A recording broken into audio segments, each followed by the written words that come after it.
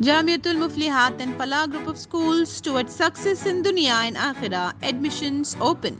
BRS leader RS Praveen Kumar ने आज तेलंगाना भवन में एक प्रेस कॉन्फ्रेंस करते हुए कहा कि साबिक वज़ीर-ए-आला केसीआर ने बहुत गौर करते हुए जियो 55 लाया था ताकि इस बात को यकीनी बनाया जा सके कि मुलाजमत के इम्तिहान में तमाम तबक़ात के लिए मुनसिफाना इंसाफ हो।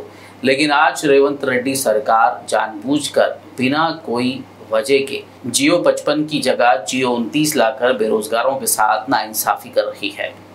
केसीआर गारू ఎంతో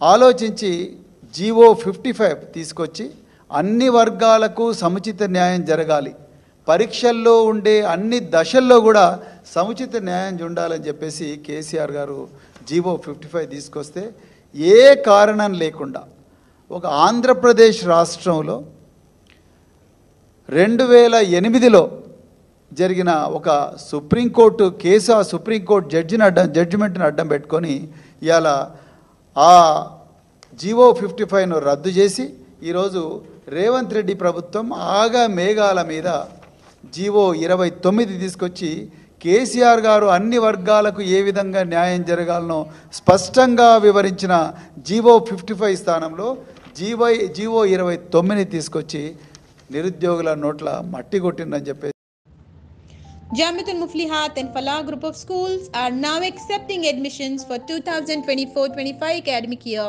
with branches in Kottapet, Balapur, Sharif Nagar and Kishanbagh. We offer exclusive education for boys and girls separately along with day-cum residential facilities.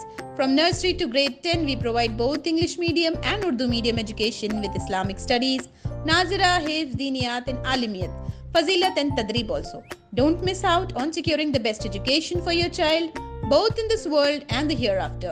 Enroll now to guarantee your child's seat and avoid last-minute rush as the seats are limited.